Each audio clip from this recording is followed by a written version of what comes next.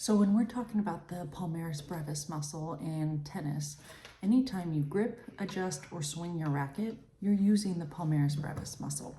So basically, if you're holding your racket, you're probably using that muscle. This muscle is going to help you tighten your hold of the racket so that when you're hitting the ball, your racket doesn't twist and swing out of your hand.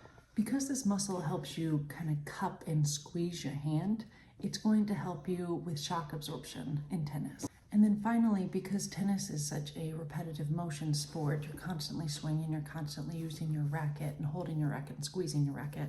This muscle is going to help you protect your ulnar nerve. And so it's going to protect that area right in there so that nerve doesn't get compressed during repetitive motion.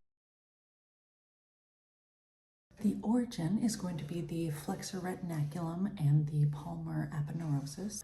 And the insertion point is the skin on the medial side of the hand.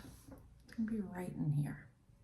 The antagonist muscles for the palmaris brevis are none. It doesn't have any muscles that are working against it. The synergist muscles are going to be palmaris longus.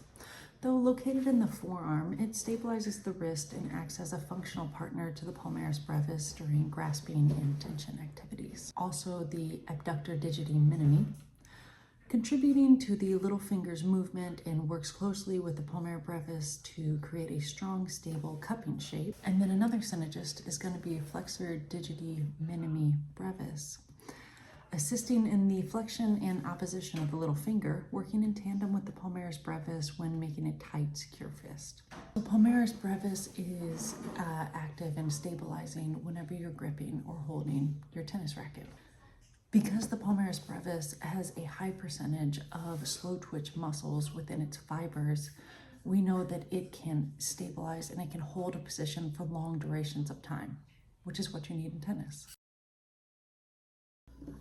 So if I'm massaging my palmar brevis muscle, which is the muscle that is right in here, we are connecting to the flexor retinaculum and the palmar aponeurosis and the skin of the medial border of the hand. So just right in here.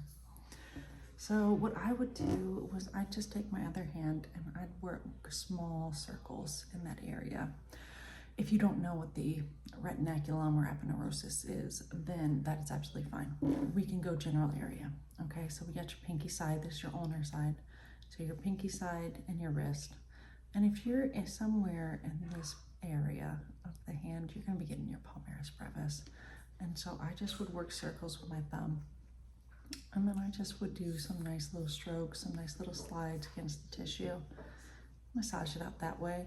And then if I wanted to actively massage it, I would get in that same area and I would press in and then I would cup my hand. So cup your hand like you're trying to grip a racket. And you'll feel that muscle kind of push against your thumb and against your hand.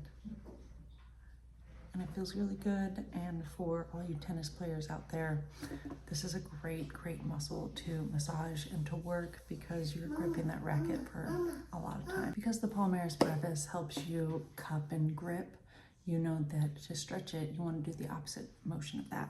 And so we're going to open our hands. We're going to help stretch our hand out a little bit and just bring our hand back. Just get a nice stretch. You're gonna get a lot of muscles in that stretch, but it's just a good way to open that area if you feel like you've been gripping a lot lately.